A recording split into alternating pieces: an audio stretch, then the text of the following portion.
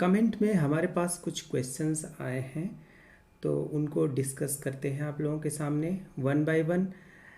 तो देखिए, ये पहला क्वेश्चन है, कृष्ण मौर्य ने पूछा है और इसमें पूछा है, क्वेश्चन है, नीचे दिए गए जलीय विलयनों में किसका क्वथनांक सबसे अधिक होगा। तो ये सब जलीय विलयन हैं। यूरिया का सूत्र आप जानते हैं क्या होता है, NH2CO NH2। और दूसरे नंबर पे KCl है, इसका भी सूत्र आप जानते हैं, MgCl2 देख रहे हैं। और फिर ग्लूकोज देख रहे हैं, C6H12O6। तो पहली चीज़, ऐसे क्वेश्चंस को अटेम्प्ट करने के लिए फार्मूला पता होना चाहिए। जैसे यूरिया है, ये एक आयनिक यौगिक नहीं है। पहली चीज़ जान लीजिए कि ये आयनिक यौगिक नहीं है, आयनिक यौगिक नहीं है। और इसी तरह ये ग्लूकोज है, ये भी आयनिक यौगिक नहीं है। तो आयनिक यौगिक ना होने से क्या होता है, आयनिक यौगिक नहीं है, यानी इसको जब हम इसका जलीय विलयन बनाते हैं तो ये दोनों जो है आयनित नहीं होते, ये भी और ये भी। तो इसके लिए I की वैल्यू क्या होती है, 1, और इसके लिए भी I की वैल्यू क्या होती है, 1। जबकि KCl K आयन और Cl आयन में टूट जाता है, और MgCl2 Mg प्लस और Mg प्लस प्लस और 2Cl माइनस में टूटता है। तो देखिए, इसमें KCl में 2 कण प्रोड्यूस हो गए, यानी एक K आयन एक Cl आयन। तो I की वैल्यू यहाँ क्या होगी, 2। और MgCl2 में एक कण Mg आयन का है और 2 Cl आयन के हैं, तो यहाँ पर कितने हो गए, 3। तो I की वैल्यू कितनी हो गई, 3।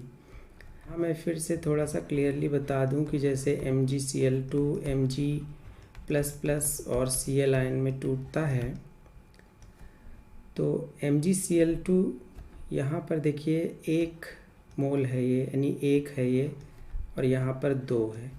तो MgCl2 जब टूट जाएगा तो एक कण इसका बनेगा, 2 इसके बनेंगे, यानी टोटल 3 कण होंगे। तो I बराबर होता है, यानी बाद में कणों की संख्या, यानी वियोजन के बाद, घोलने के बाद एक कण, एक अणु अगर उसमें डाला गया जल में, तो बाद में कितने उससे कण पैदा उत्पन्न हो रहे हैं। तो बाद में और पूर्व में जो कणों की संख्या होती है, वो कणों की संख्या उसको लिखते हैं। तो बाद में कितनी हो रही है, यहाँ 2 1 3, और पहले कितनी थी, 1। तो यहाँ पर जो ये 1 है ये, और यहाँ पर जो 1 1 2 1 3 है, तो I की वैल्यू 3 है। इस तरीके से तो जो क्वथनांक है, यानी यहाँ पर जो डेल्टा T भी है, वो समानुपाती होता है I के। तो ये बात ध्यान रखिए कि I की वैल्यू जिसकी ज़्यादा होगी, क्वथनांक उसका ज़्यादा होगा। यानी सीधी सी बात है, यहाँ पर जो क्वथनांक में वृद्धि होती है, यानी जलीय विलयन बनाने से, वो किस पर डिपेंड करती है, I पर। तो I ज़्यादा किसका है, MgCl2 का ज़्यादा है। इसलिए इसमें थर्ड जो पार्ट है, यानी MgCl2 1%, क्योंकि सबका कंसंट्रेशन सेम है, तो 1% MgCl2 का क्वथनांक जो है सबसे ज़्यादा होगा। क्योंकि आप जानते हैं कि वैसे तो जल का क्वथनांक कितना होता है, अगर हम जल के क्वथनांक की बात करें तो जल का क्वथनांक कितना होता है, 100 डिग्री सेल्सियस। तो 100 डिग्री सेल्सियस होता है, या कह सकते हैं कि 373 केल्विन होता है। तो ये, लेकिन जब इसमें कुछ घोलते हैं, चाहे यूरिया चाहे KCl, तो ये क्वथनांक में वृद्धि होती है। तो वृद्धि होने के बाद की बात ये पूछ रहा है कि किस केस में ज़्यादा वृद्धि होगी, और वृद्धि होने के बाद जो जलीय विलयन का क्वथनांक होगा, तो वृद्धि जिसमें ज़्यादा होगी, लास्ट में क्वथनांक उसी का ज़्यादा होगा। तो इस तरीके से इस क्वेश्चन को अटेम्प्ट करेंगे। और फिर नेक्स्ट क्वेश्चन पूछा है ये पवन शर्मा ने। ये दूसरा और तीसरा क्वेश्चन जो है ये पवन शर्मा ने पूछा है। और इसमें देखिए, जो प्रश्न 2 है, जो प्रश्न 2 है, इसको मैं देख रहा हूँ। जैसे कि इसमें क्या दिया है, शुद्ध बेंजीन का, अब यहाँ पर मान लीजिए इसके अंदर बेंजीन है, तो बेंजीन का सूत्र आप जानते हैं क्या होता है, C6H6, और इसका वाष्प दाब दिया गया है 640 mmHg। तो यहाँ पर चूँकि ये शुद्ध है तो हम इसे शुद्ध लिख देते हैं, और यहाँ पर जो P0 की वैल्यू है ये 640 mmHg है। ऑलराइट, फिर एक अवाष्पशील विद्युत अनवघट्य जिसका भार, अब इसमें कुछ मिलाया गया तो विलेय मिलाया गया, कितना है 2.75 ग्राम, 2.75 ग्राम विद्युत अनवघट्य मिलाया गया। विद्युत अनवघट्य से तात्पर्य है जिसमें आयंस नहीं बनते हैं। फिर कितने ग्राम बेंजीन में घोला गया, बेंजीन 39 ग्राम है, तो यहाँ पर लिख देते हैं 39 ग्राम बेंजीन है ये। तो हम विलायक को देखिए, विलेय जो इसमें मिलाया गया वो 2.75 ग्राम है, लेकिन किस में मिलाया गया, 39 ग्राम बेंजीन में। तो हम विलायक को कैपिटल से लिख रहे हैं, तो 39 ग्राम बेंजीन है। और जो विलेय का अणुभार है ये तो लास्ट में निकालना है। देखिए, ठोस पदार्थ का अणुभार ज्ञात कीजिए, तो m जो है क्वेश्चन मार्क लगा देते हैं, और जो विलायक का अणुभार है वो तो यहाँ से निकाल लीजिए। देखिए सूत्र लिखा हुआ है, तो इसका m बराबर होगा 12 गुणे 6 प्लस 1 गुणे 6, यानी 12 छंग 72 प्लस 6 78। तो ये हो गया m कितना 78, तो 78 ग्राम प्रति मोल हो गया ये इसका m। अब इसमें सूत्र का प्रयोग करना है। देखिए, और एक चीज़ और दी है, विलयन का वाष्प दाब, यानी इतना चीज़ घोलने के बाद देखिए ये क्या है, विलेय है, ये विलेय है, और ये दोनों किसके लिए हैं, विलायक के लिए हैं। तो और जब उसमें विलेय घोल दिया गया विलायक में, तो जो विलयन बना उसका वाष्प दाब, उसको हम P से लिख रहे हैं, कितना है 600 mmHg। तो पहले वाष्प दाब कितना था, ये देख रहे हैं यहाँ इतना था, ये विलायक है शुद्ध रूप से, तो विलायक का वाष्प दाब इतना था, और उसमें जब कुछ घोला गया तो वाष्प दाब कितना हो गया, इतना, यानी कम हो गया। तो वाष्प दाब में अवनमन तो होता ही है।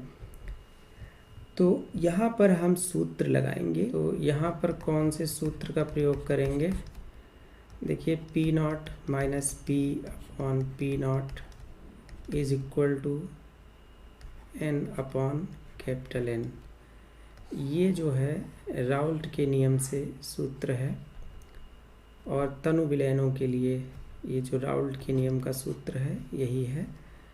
तो इसमें जो है सारी वैल्यूज़ हम रखेंगे, और इसमें स्मॉल n किसके लिए है, जैसे मैंने अभी बताया कि स्मॉल n, स्मॉल w, चाहे स्मॉल w हो, m हो, n हो, ये सब हम विलेय के लिए ले रहे हैं। और विलायक के लिए हम क्या ले रहे हैं, capital W, capital M, capital N, ये सब। तो ये बात ध्यान रखना है, कई बार W1, W2 या M1, M2, N1, N2 इस तरह से प्रयोग करते हैं, लेकिन यहाँ हम ऐसे प्रयोग कर रहे हैं। तो मोलों की संख्या बराबर क्या होती है, भार बटे अणुभार। तो यहाँ पर हम ऐसे भार बटे अणुभार नीचे भी ऊपर भी लिख दे रहे हैं, और P0 माइनस P की इसका मान भी लिख देते हैं। P0 की कितनी वैल्यू है 640, और ये कितना है 600, दिख रहे हैं ना, और ये है 640। तो यहाँ पर ये M नीचे आ जाएगा, कैपिटल W नीचे है और कैपिटल M ऊपर चला जाएगा। तो ऊपर कितना बचेगा इधर 40 बटे 640।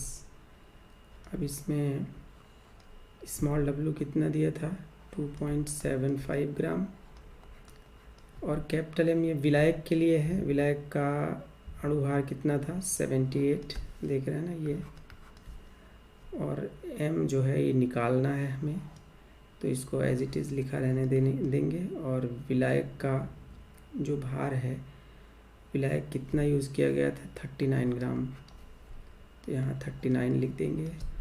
तो ये हो गया 40/640। तो अब इसमें कुछ बचा नहीं है, क्रॉस मल्टीप्लिकेशन करके यहाँ मैं लाइन खींच के थोड़ा इधर लाता हूँ इसे।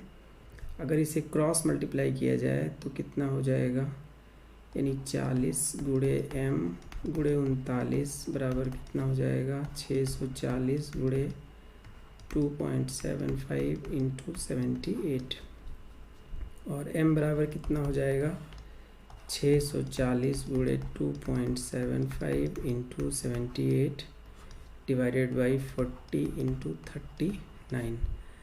तो बस इसी को सॉल्व कर लीजिए, m की वैल्यू आ जाएगी। तो ये जो m की वैल्यू है यही जो है आपका आंसर होगा, क्योंकि अणुभार पूछा गया है। तो हम उम्मीद करते हैं कि ये भी समझ में आया होगा। और फिर नेक्स्ट है नैनो पदार्थ क्या है। नैनो पदार्थ क्या होते हैं, पहली चीज़ तो जो 1 नैनोमीटर से 100 नैनोमीटर के बीच में होते हैं वे पदार्थ नैनो पदार्थ कहलाते हैं। उसमें जो कण होते हैं इतने रेंज में होते हैं, और इनमें कुछ उपयोगी गुण होते हैं, इसीलिए इनका हम यूज़ करते हैं। कुछ उपयोगी गुणों के कारण ये महत्वपूर्ण है। तो ये इनमें कौन कौन से उपयोगी गुण होते हैं ये हम देखेंगे।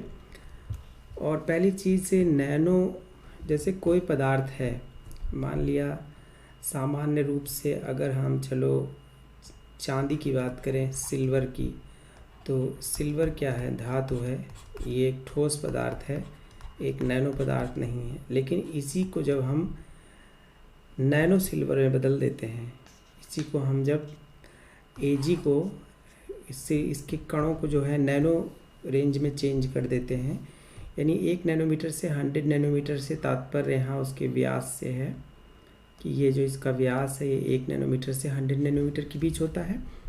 तो जब हम उसको इस रेंज में कणों को कर देते हैं तो उनमें कुछ महत्वपूर्ण गुण आ जाते हैं जो नॉर्मली उस ठोस में पहले नहीं होते हैं। जब उसे नैनो में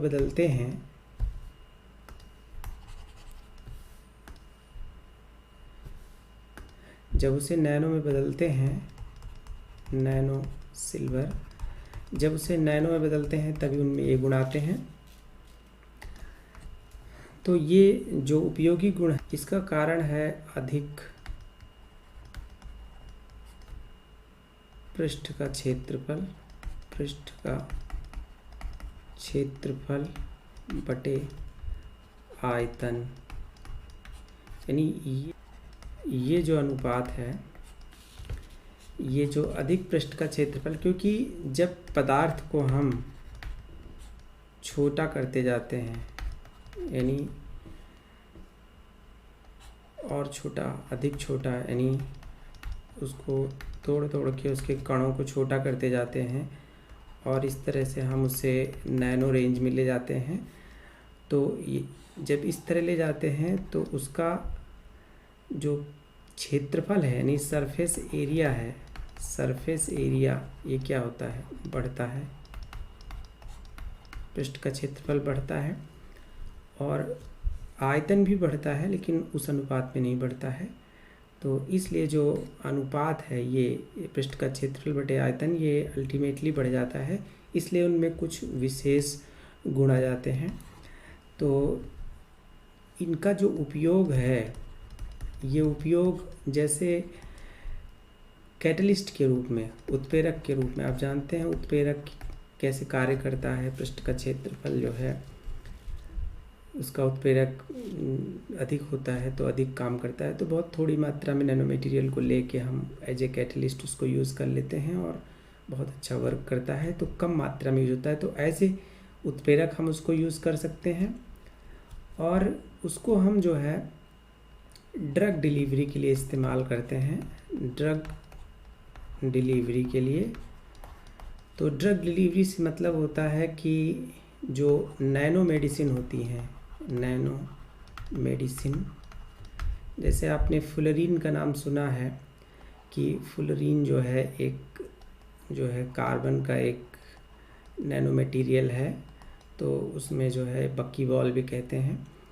तो उसके अंदर जो है कुछ स्पेसिफिक हम मटेरियल ट्रैप कर सकते हैं और ट्रैप करके उसको टारगेट जगह पे हम ले जा सकते हैं। तो नैनो मेडिसिन को हम अब उसके टारगेट तक पहुंचाने के लिए इन नैनो पदार्थों का यूज़ करते हैं। तो ड्रग डिलीवरी के लिए नैनो मटेरियल्स का यूज़ करते हैं और बड़े आराम से वो जो है, जैसे हमें कोई भी मेडिसिन बॉडी के किसी पार्ट तक, किसी पर्टिकुलर टिश्यू तक, सेल तक पहुंचानी होती है, तो ये नैनो मटेरियल जो है अच्छा रोल प्ले करते हैं। और फिर कुछ जो नैनो मटेरियल होते हैं वो विद्युत के सुचालक होते हैं, विद्युत के सुचालक होते हैं। नॉर्मली जैसे पदार्थ विद्युत सुचालक नहीं होता है, लेकिन जब नैनो रेंज में आता है तो सुचालक हो जाता है। तो इसलिए जो छोटी छोटी चिप हैं, यानी माइक्रो चिप जिसे कह सकते हैं, माइक्रो चिप, एच है CHIP, तो माइक्रो चिप बनाने के भी काम आते हैं वो। तो जैसे ये मोबाइल हैं या कुछ भी इलेक्ट्रॉनिक डिवाइस हैं, ये छोटे होते जा रहे हैं, चिप पर ही सारा बेस्ड हो जा रहा है, ICs पर बेस्ड हो जा रहा है, मटेरियल छोटे छोटे होते जा रहे हैं और सारा फंक्शनिंग भी वैसे ही रहती है। और इसके अलावा जैसे सिल्वर नैनो पार्टिकल्स की अगर बात करें तो उनमें जो Ag के नैनो पार्टिकल हैं, नैनो कण हैं, वो उनमें एंटीबायोटिक गुण होते हैं, एंटीबैक्टीरियल गुण होते हैं, एंटीबैक्टीरियल। तो एंटीबैक्टीरियल गुण जब नैनो रेंज में आ जाते हैं उसके कण तो अधिक होते हैं। तो इस तरीके से हम पदार्थ को जब नैनो पदार्थ में कन्वर्ट करते हैं तो उनका उपयोग अलग तरह से होता है। ऐसे बहुत सारे हैं। तो इस तरीके से हम नैनो पदार्थ के बारे में अगर कोई टिप्पणी लिखनी है तो लिख सकते हैं और डिटेल इसको बुक से पढ़ लीजिए। फिर नेक्स्ट क्वेश्चन है चौथा क्वेश्चन, ये जो दिख रहा है, ये पूछा है आनंद कुमार ने और इसको हम देखते हैं CH3 C2H5 NCH3। इसका IUPAC नाम लिखना है। तो इसका IUPAC नाम कैसे लिखेंगे ये देख लीजिए। ये भी आ सकता है और इससे मिलता जुलता कोई भी आ सकता है। तो देखिए इसको कैसे अटेम्प्ट करेंगे। पहली चीज़ तो देखिए यहाँ पर जैसे कि दिख रहा है N, तो N की संयोजकता कितनी होती है? 3। तो ये 3 तरफ से जुड़ता है और या फिर दो तरफ, एक तरफ अगर 2 बॉन्ड हैं तो एक तरफ ऐसे। तो यहाँ पर एक तरफ CH3 जुड़ा है और एक तरफ यहाँ पर ये C2H5 ब्रैकेट में जो लिखा हुआ है ना, दिख रहा है, ये जो C2H5 ब्रैकेट में दिख रहा है, ये ऐसे C2H5 को ऐसे जोड़ दो और एक CH3। तो ब्रैकेट में जो भी चीज़ लिखी होती है उसको जस्ट आगे वाले पे जोड़ देना होता है। तो C2H5 N पे जुड़ा हुआ है, यहाँ पर ऐसे जुड़ा हुआ है। आप क्या करेंगे कि जो भी इसमें देखिए 2 कार्बन हैं, ज़्यादा कार्बन इसी में है, तो इसको हम लंबी श्रृंखला में काउंट कर लेते हैं। तो ये इसको हम CH3CH2 लिख सकते हैं और फिर इसमें एक CH3 ये रह गया, यानी ये चीज़ है और ये चीज़ है और इसको मैंने यहाँ इधर लिख दिया है ये। तो अब इस पे नंबरिंग कैसे करेंगे? इस पे नंबरिंग करेंगे 1 2। अब यही हमारी मेन चेन है, जो लंबी चेन होती है, उसी पर नंबरिंग करते हैं। और N से लगे हुए, जैसे मान लिया इसको हम ऐसे लिख दें CH3 CH2 H, ऐसे लिख दें, या फिर ऐसे लिख दें CH3 CH2 NH2। तो इसका अगर नाम लिखना है तो बहुत आसान है। कार्बन 2 हैं तो ये क्या हो गया? एथेन अमीन, यानी एथेन अमीन। तो बिल्कुल यहाँ भी ऐसे ही है, बस ये 2 मेथिल लगे हैं, इनका नाम शामिल कर लेना है इसमें, और कुछ नहीं है। तो इसके लिए क्या करेंगे कि पहली चीज़ तो ये एथेनामीन तो है ही है, इसमें कोई शक नहीं है। बस N पर 2 मेथिल लगे हैं, तो यहाँ N पर चूँकि 2 मेथिल लगे हैं तो कॉमा लगा के NN डाई मेथिल, तो ये NN डाई मेथिल एथेनामीन है। यहाँ N लिखने चूँकि दो मेथिल हैं और दोनों ही N पर लगे हैं। अब जिस पर नंबरिंग है कार्बन की चेन जो है ये इस पर तो लगे नहीं हैं, तो इसलिए N पर लगे हैं, तो यहाँ NN लिखेंगे। कॉमा इसलिए लगाएंगे कि दोनों की पोजीशन अलग अलग बतानी है, डैश लगाएंगे इसलिए तो कंटिन्यूटी बनी रहे। तो NN डाईमेथिल एथेनामीन ये इसका जो है IUPAC नाम है। तो इस तरह के और भी क्वेश्चन मिलेंगे, करना उनको। कोई क्वेश्चन हो तो कमेंट करके पूछना। और ये 5वां सवाल है, इसको पूछा है दुर्गेश यादव ने। इसमें इसका IUPAC नाम लिखना है ट्रिस एथिलीन, इसका नाम लिखना है ट्रिस एथिलीन डायमीन। मैं इसको लिख लेता हूँ क्योंकि इसमें अभी कटिंग करनी पड़ेगी। के लिए बहुत आसान है। देखिए एथिलीन डायमीन, इसमें मेटल क्या है, कोबाल्ट है, तो कोबाल्ट को हम यहाँ पर लिखेंगे और भी बड़े ब्रैकेट के अंदर ऐसे लिखेंगे। 3 है, 3 का मतलब है कि इस पे 3 पॉजिटिव चार्ज है, तो यहाँ रोमन में हम 3 लिख देते हैं, अभी चार्ज लगा देंगे। एथिलीन डायमीन को हम EN से लिखते हैं, और एथिलीन डायमीन पर कोई चार्ज नहीं होता है, इसलिए यहाँ ट्रिस भी लगा हुआ है, तो ट्रिस का मतलब क्या होता है 3, तो यहाँ पर मैं 3 लगा देता हूँ। एथिलीन डायमीन ट्रिस मतलब 3 है, और EN पर कोई चार्ज नहीं होता है, ये चीज़ याद रखिए, इसलिए ये टोटल इस पे चार्ज क्या होगा +3। और नाइट्रेट लास्ट में है तो NO3-, लेकिन यहाँ पर देखिए चार्ज बैलेंस नहीं है, तो चार्ज बैलेंस ना होने की वजह से हम इसके आवेश से इसमें मल्टीप्लाई और इसके आवेश से इसमें मल्टीप्लाई करेंगे, तो सूत्र अल्टीमेटली क्या हो जाएगा COEN थ्राइस और NO3। देखिए इसमें 3 है तो यहाँ 3 से मल्टीप्लाई कर देंगे, यहाँ 1 है तो यहाँ 1 से मल्टीप्लाई कर देंगे। तो 1 से मल्टीप्लाई करने का कोई मतलब नहीं है, लेकिन 3 से मल्टीप्लाई करने का मतलब है। तो